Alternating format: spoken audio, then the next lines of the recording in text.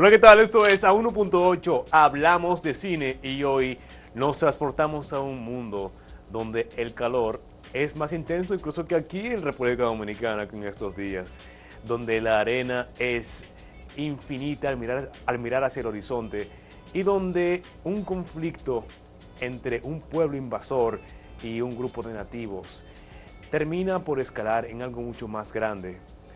Todo porque este grupo opresor quiere apoderarse de los recursos de esta pobre gente que solamente quiere vivir su vida tranquila. Un mundo que vemos muchas veces en películas que tratan de hacer referencia a esa temática con el tema de ciencia ficción y de viaje espacial, pero que se derivan un poco, o a veces mucho, de esta historia. Nada más y nada menos que la saga de Dune. En este caso en español sería Duna. La parte 1 y la parte 2 que salió este año en los cines, que ya pueden ver en digital y que vamos a comentar el día de hoy. Tenemos como invitado a una persona que tenía un tiempito que estaba ausente, pero que ahora vuelve a iluminarnos con todo lo que sabe. Y ustedes conocen ya lo capaz e inteligente y versátil, además de que bien articulado al hablar, que es Ángel Peña. ¿Cómo estás? Muchas gracias, Fabri, como siempre, con tus buenas introducciones así. Espero no decepcionar después de tal introducción. Imposible. Yo lo digo porque yo sé ya lo que viene. Igual que el Gaib, yo lo vi en el futuro. Tú lo viste en el futuro. Tomaste un agua extraña y lo viste en el futuro. Claro. Sí, sí, sí. Esta es una historia que tenía ya desde 2021, que salió la parte 1, en su desarrollo y que uno quedó, al ver esa parte 1, como que con esa promesa de lo que iría a pasar en la parte 2, a ver en qué iba a desembocar esta historia. Y eso fue, al verlo todo junto, como algo completo, una experiencia increíble. La verdad es que si no la ha visto, ninguna de las películas, ninguna de las dos puede verlas. Corra, pause este programa o el video o lo que sea Y y vaya vaya. a verlas. Porque es una película, son películas con temas muy relevantes todavía Claro. ahora mismo, en la actualidad. No, y temas complejos. Y yo me acuerdo que cuando hicimos el primer programa, que hablamos de la primera película en el 2021, una de mis pocas críticas que tenía de la primera película es que sí, que obviamente se sentía incompleta, porque Sí, hablan claro, de claro. parte de una secuela. Pero cuando se entiende la película como un completo, y particularmente se supone que va a salir una tercera, pero si uno, o sea, con estas dos, sí se siente al menos ya completo. Entonces sí tenemos el beneficio del tiempo de que se pueden ver ya las dos películas, si tienes 6 horas libres en tu día, si estás enfermo, o ya que el jueves no vas a ir a trabajar, tengan 6 horas de su día para que puedan ver estas dos películas, porque la verdad, en el mundo de este cine de alto presupuesto moderno y de estas historias épicas, la verdad es que una de las más impactantes, una de las más relevantes y una de las más concretas en lo que quiere decir, las complicaciones internas de su narrativa y de su historia, muy diferente a la mayoría de las películas que vemos de alto presupuesto hoy en día, que son pablum, superficial, Claro. consumista. Esto es una película que la verdad el presupuesto valió la pena y tiene obviamente detrás a un autor, que es Denis Villeneuve, que tiene una visión bastante concreta de lo que quería decir y hasta los elementos más experimentales que incluye dentro de la película son bastante importantes dentro de este sistema narrativo. Claro que sí. Entonces sí. Es una historia sobre un adolescente, un joven llamado Paul Atreides, o Paul si lo leen en español. Un joven de una familia noble, de un imperio interplanetario, que le dan la tarea, el rey, vamos a decir el rey del imperio le da la tarea a El su familia. emperador. El emperador le da a su familia, a la casa Atreides, la tarea de cuidar y supervisar la vigilancia de la producción de la especia, una sustancia que permite el viaje interplanetario a través del espacio y solamente se da en ese planeta, un planeta llamado Arrakis, que básicamente todo el planeta es un desierto inhóspito, casi totalmente inhóspito, Ujú. a excepción de criaturas que se adaptaron a las condiciones extremas Claro, y a la gente que con la tecnología pudo buscar una forma de tiene vivir su en este ecología mundo. interna, obviamente, de la misma manera que un desierto tiene su propia Así ecología, es. pero sí, es para la vida humana bastante inhóspito y la gente que vive ahí vive a través de eso, desarrollo tecnológico, de ese simple acto de supervivencia, pero sí entendemos que hay una ecología interna a través de los animales y particularmente un gusano no muy pequeño que vemos en la película.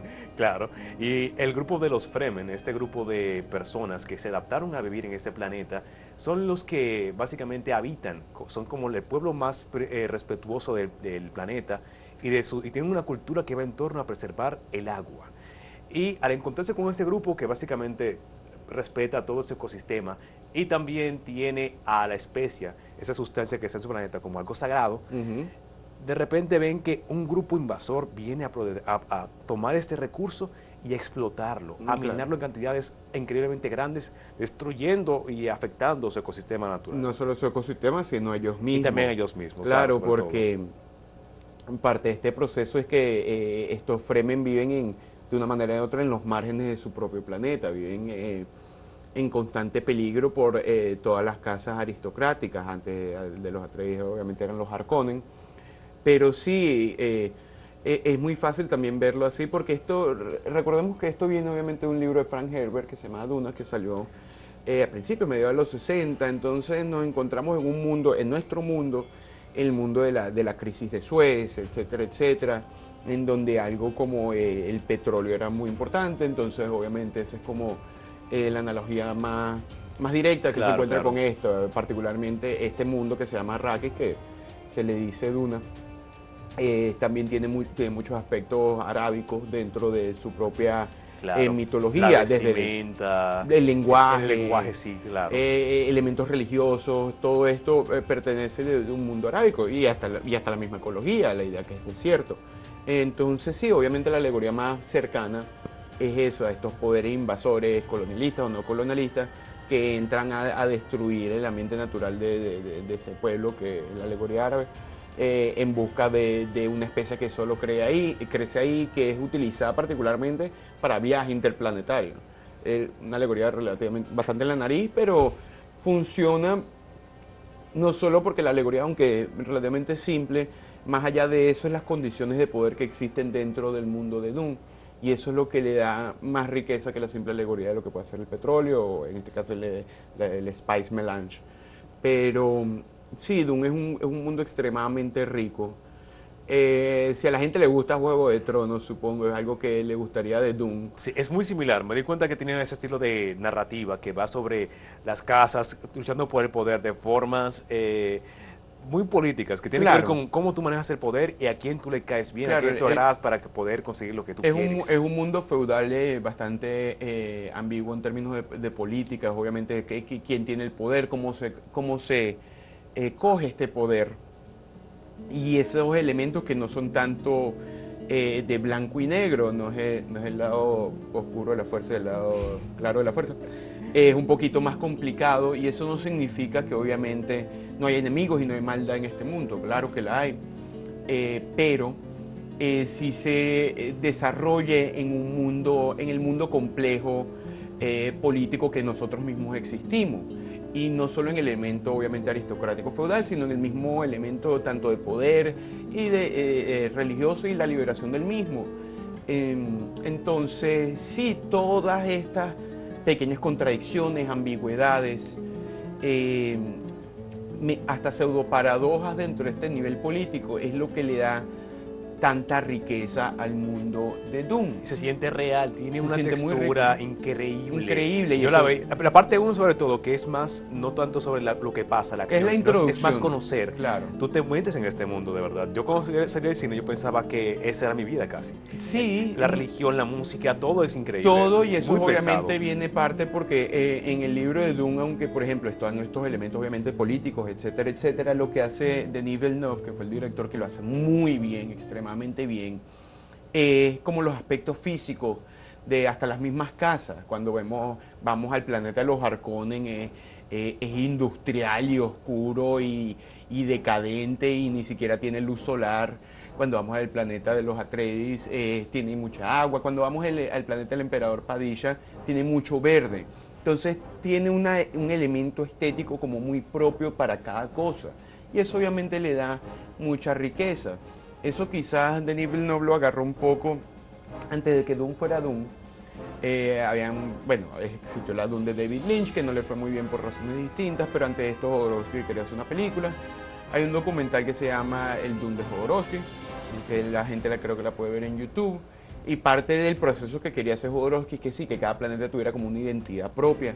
Y eso es algo que Denis Villeneuve agarra, que hasta hay elementos que, particularmente el planeta de Harkonnen, que son muy similares a lo que Jodorowsky a veces había envisionado.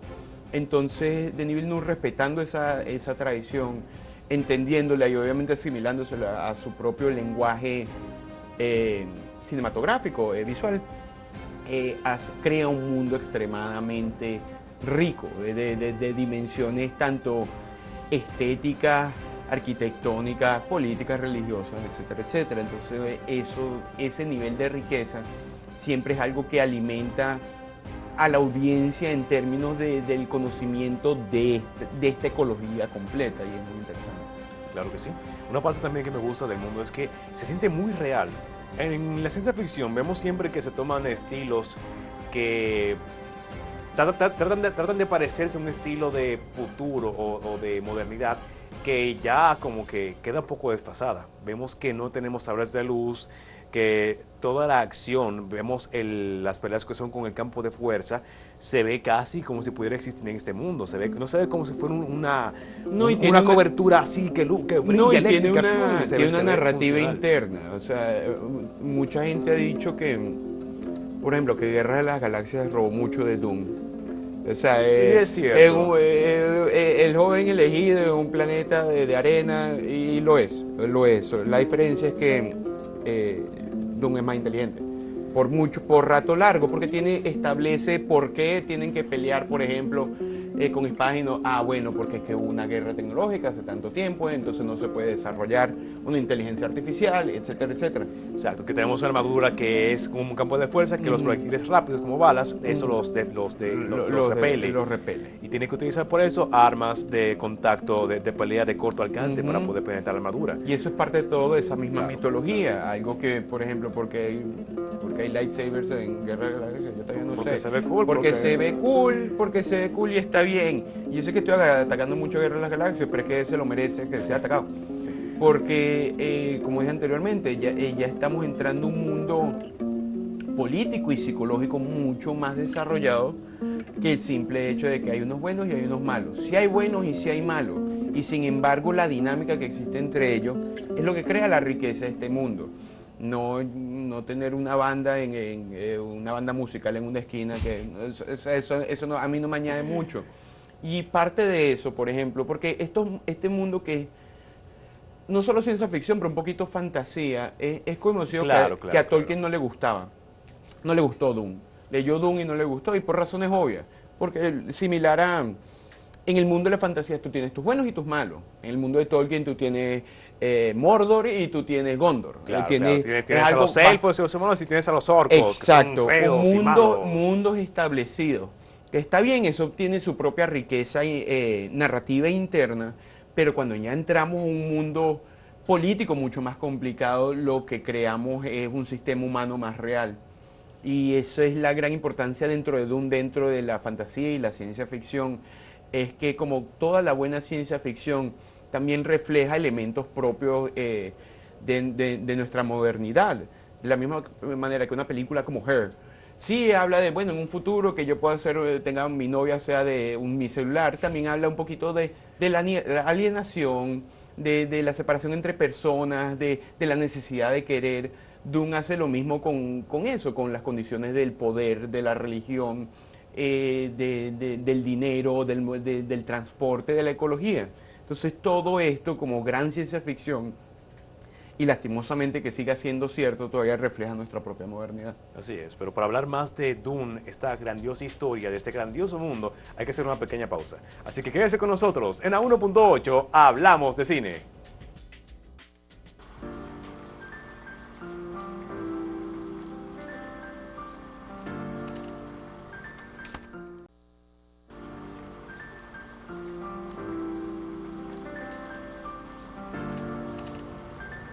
Y continuamos en A1.8 hablamos de cine y hoy hablamos de la película Dune, parte 1 y parte 2. Y seguimos hablando de este mundo fantástico, increíble, que tiene ciencia ficción, pero también tiene partes de fantasía. Por ejemplo, el elemento que tiene del grupo de las Bene Gesserit, como si fueran casi pseudo brujas. No, son pero brujas. modernas. Son brujas espaciales. Son brujas espaciales, Vamos a hablarlo exacto. como son. Son brujas del espacio. Que quieren crear este ser que ya se imaginan que va a ser el pináculo de la evolución El humana, Kwisatz el Haderach. Kwisatz Haderach, que va a ser, van a ser de un proceso de selección de parejas que van a tener hijos y que una secuencia extraña Bastante de eugenicista, genealógica sí, sí, extraña, claro que sí. Sí, pero, o sea, como uno lo entiende como fantasía, porque estamos hablando como de reinos feudales, entonces eso es lo que uno entiende como en términos fantásticos. Pero hasta los mismos elementos, sí, de carácter feudal, etcétera, etcétera, creo que tienen algo bastante interesante relacionado con nuestro mundo, o sea, moderno, antiguo. Que es, por ejemplo, sí, esta idea de manipulación, de poder, todos estos elementos son bastante humanos y políticos.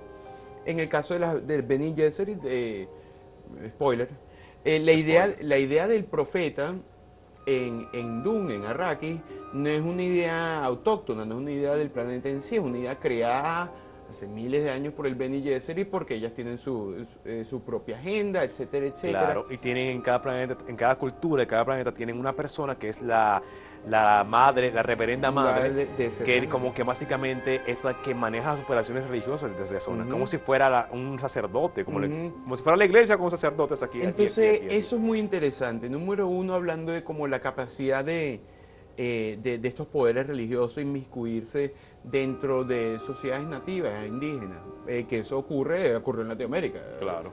No somos católicos porque Jesucristo salió de aquí, ¿verdad? Somos católicos porque hubo una presencia española aquí que obviamente crea ese sistema. Conviértete o muere. Conviértete o muere, yo me pero convierto. al mismo tiempo, lo que me parece interesante aquí, este sistema de contradicciones y bastante como de hasta cierto tipo de análisis marxista histórico. La creación de este supuesto profeta, este supuesto personaje, eventualmente es la caída de estos elementos controladores religiosos externos. Sí, ellas crean la idea del Lisan al-Gaib, de este profeta, y eventualmente es este mismo profeta que ellas crearon, que más o menos se desasocia del control del Bene Gesserit, particularmente en Arrakis. Entonces esta idea de la creación de tu propio enterrador, que viene parte de esa condición de eso, de la historicidad, etcétera, etcétera, es bastante interesante. Y todos estos elementos que entran en contradicciones internas hasta cierto punto. Sí, o sea, se ve como este tipo religioso, como un carácter que unifica a todas las tribus de Arrakis para finalmente ser suficientemente unidos para poder pelear contra estos elementos feudales, particularmente los Harkonnen. Y al mismo tiempo se entiende como un aspecto peligroso que eventualmente pudiera llevar a un yihad, así como termina la segunda película. Entonces este para atrás y para adelante, entre el elemento, por ejemplo, de centralización, de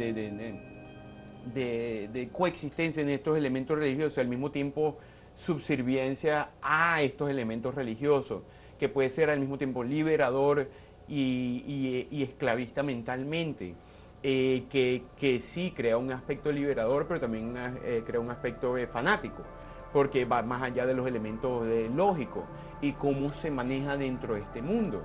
Y hay varios personajes que más o menos representan estos elementos. Stilgar, por el lado religioso, claro. que Polatre se rasca la nariz, y obviamente es el profeta, es el Lisan al-Gaib. Y el personaje de Chani, que entra más o menos ella tiene un carácter obviamente laico, secular, que obviamente quiere la liberación de su propio pueblo y al mismo tiempo ve el peligro que puede existir dentro de la creación de esta condición de profeta. En confiarle todo la responsabilidad y el poder de liberar al pueblo a una persona que es extranjera. Que no solo es extranjera, sino que hasta cierto punto tiene un nivel de manipulación religiosa, También, claro. que está quizás intercambiando un amo por otro, un amo feudal por un amo religioso, y lo que esto puede, a lo que puede conllevar. Esto es muy rico en este mundo, particularmente eso, ese para atrás y ese para adelante. No es una cosa, son varias al mismo tiempo. Y ese entendimiento es lo que hace que Dune sea una película tan rica. Porque en Guerra de las Galaxias, los religiosos son buenos aparentemente todo el tiempo. Claro, somos los buenos. Una orden de monjes religiosos son los buenos de la galaxia. Y los malos son, bueno, no sé, se visten de negros. Pero, y eso, yo sé que está atacando mucho esto, pero lo que quiero indicar con esto es la dificultad de entender exactamente cuál es la vía correcta para salir de este elemento, porque al mismo Paul Atreides dice, bueno, siente la necesidad de tomar este puesto beatificante dentro de la comunidad para liberar a los Fremen, Claro. y al mismo tiempo entiende el peligro que puede llegar con el futuro yihad que vaya a existir en el, Claro. en el espacio. Claro, exacto. Él entiende. Él al principio como que se reniega. Él no quiere asumir ese rol porque él ve el dolor, la destrucción que va a provocar su mismo accionar si él toma ese camino. Pero al final él decide asumir la violencia para liberar a este pueblo que básicamente él se convirtió en uno de ellos. Sí, sí. Al final, esa misma violencia que él utilizó para liberarlos, al final podría convertirse en algo que es también una violencia que ya no es liberadora, sino opresora. Eso es de inmediato. Es muy interesante. El final de la película lo confirma. Desde que termina, y le dice, mira, los demás reyes de las otras casas dicen que no aceptan tu Vamos para como allá, emperador. Yihad. Bueno, mándalo para el paraíso. Yihad. Entonces, eso Wow. es muy interesante porque ya estamos hablando con la complejidad del sistema político humano. No solo eso, algo que también, apartando de obviamente los temas como más centrales de la película, hay cosas que son extremadamente buenas en la película, como Hans Zimmer finalmente abandona a Christopher Nolan y se va con un mejor guionista. Pero la música de Hans Zimmer es bastante impactante. Cada vez que esos leitmotiv que utilizas de carácter pseudo-árabe, la primera vez que Paul se monta en el gusano, en el Shai Hulud, cuando hace su discurso delante de todo el mundo, esos elementos musicales son extremadamente impactantes, que yo casi hasta me paro en el cine y digo que sí, él es Elisan Galgayo. Sí, claro sí, que sí, lo sí, es. realmente. Viendo una película que sé que esto no tiene, y yo casi me paro. Entonces sí, es ese poder también emocional que crea estos elementos religiosos. Todo esto va en tándem uno con uno, están muy bien, están en simbiosis con cada uno, y eso es lo que crea una riqueza, una película que es de 3 horas, que sería difícil para una persona. Yo la sentí como de 20 minutos. Yo también. ¿Por qué? Porque es que primero tiene mucha capacidad de movimiento, yo hablando de cosas técnicas, y en los momentos callados es para desarrollar un personaje. Entonces ese para atrás y para adelante de acción, desarrollo, acción, desarrollo, acción, desarrollo, te hace que la película sea mucho más rápida. A mí no me dolió. Y es una película que, bueno, que lastimosamente ya salió del cine, pero sí, no sé. Véala como sea. Sí, se pueden robar un proyector o pueden entrar al cine y volver a poner la película, porque es una película que también merece el tamaño. Claro. Porque tiene aspectos muy épicos. En la primera película, nosotros habíamos visto el Shai Hulud creo que 2 veces, una no mucho y la segunda más o menos. En esto los aspectos épicos se sienten mucho más grandes. Y hasta el mismo terreno, como dijiste tú anteriormente. La arena se expande hasta el fin del mundo. Entonces una película que sí se permite mucho para verlo en el cine, lastimosamente ya no se puede ver, pero sí, róbense un proyector o algo. Yo no digo que se lo roben, pero róbense. Pero sí, es algo que se debería ver en un espacio bastante grande, si tienen la oportunidad. Pero sí, nuevamente para concluir todo esto, todos estos elementos, lo que hace la película bastante buena, es que todos estos elementos, aunque se siente, supuestamente deberían ser separados, todos trabajan en simbiosis, desde la arquitectura de todas las casas hasta la ecología de Arrakis, desde la música con la emoción, desde la contradicción entre religión y liberación, entre poder y sumisión. Todos estos elementos crean una gran riqueza de personajes. Además, que todos los actores y todas las actrices lo hicieron extremadamente bien.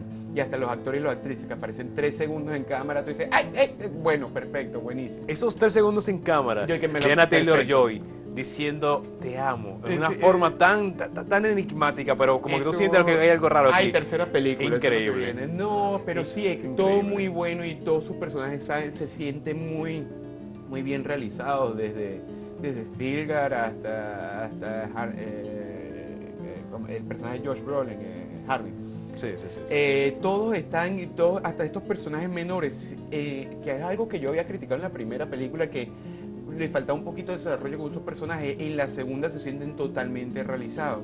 Entonces, si pueden ver las 6 horas de las 2 películas, sería un gran apoyo. Y también hay que notar que si hay que hacer una película que cuesta 200, 300 millones de dólares, debería ser así. Y no, sí, hay que trabajarlo, sí, tienes que ser mejor guionista y tienes que trabajarlo mejor, pero no significa que no se pueda hacer.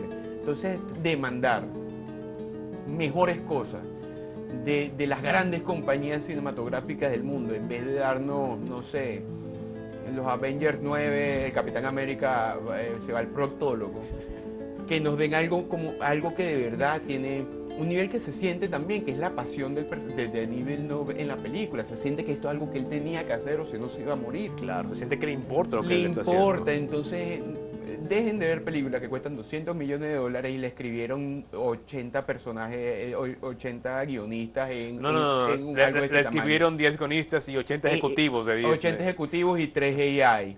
En vez de hacer eso, si hemos de ver estas grandes películas, al menos que sean esto, o que es un verdadero regreso a las buenas películas de blockbuster del mundo, y no caer en la simple apatía de Rápido y Furioso me fui a la luna.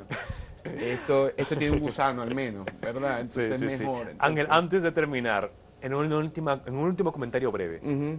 con todo lo que mencionaste, ¿sería entonces Dune la película que arrasaría próximamente en los Oscars, como hizo Oppenheimer? Bueno, posiblemente dirección, porque le toca una de Denis Villeneuve, obviamente set design, posiblemente sonido. En actuación no creo tanto porque es una película que aunque tiene muy buena actuación, no es la actuación lo que mueve la película. Pero tampoco Oppenheimer, eso lo dieron No, a Cillian. no me hables de Oppenheimer. Vamos a no hablar de Oppenheimer porque O sea, eso es... no veremos a Timothée Chalamet como mejor actor prontamente. No creo que para esta película, pero sí es una película bastante interesante, mucho más complicada políticamente que Oppenheimer. Que no quiero hablar sobre eso ahorita, me va a dar un cáncer en el alma. Pero sí es una película que tiene todavía mucha relevancia, que sí creo que se va a ganar su Oscar. No sé si mejor película, todavía falta tiempo y hay muchas películas que han salido en este año que la verdad son muy buenas. Pero también uno no puede predecir, lo único que uno puede predecir de los Oscars es que se van a equivocar. Pero al final del día sí, una película muy rica, larga vida a los luchadores, etcétera, etcétera, y en un mundo político en el que existimos hoy en día y las condiciones políticas en las que nos encontramos, no las vamos a mencionar directamente, creo que una película como Dune refleja muchas de las realidades entre el opresor y el oprimido, y al final del día uno siempre tiene que apoyar al oprimido, ¿no? Así es. Ángel, ya no hay más tiempo por hoy, así que gracias por estar aquí, por compartir y hablar conmigo sobre las películas de Dune. Y prontamente seguiremos con más. Hay que hablar de más películas que hay Muchas más por ahí. películas. Y señores, eso fue todo por hoy aquí en A1.8. Hablamos de cine.